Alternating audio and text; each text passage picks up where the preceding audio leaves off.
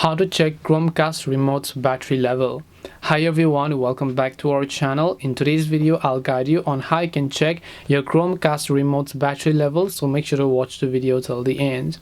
In order to go ahead and then check your Chromecast remote's battery level, in order to exactly figure out what level your battery is in, all you have to do is simply go to the settings of your Chromecast over here.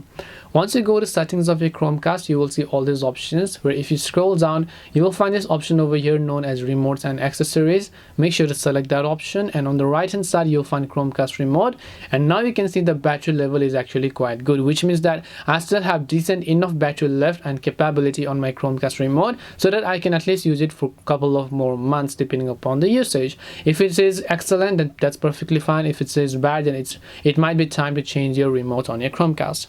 This way you'll be able to check your Chromecast remote's battery level. Hope this video was very helpful.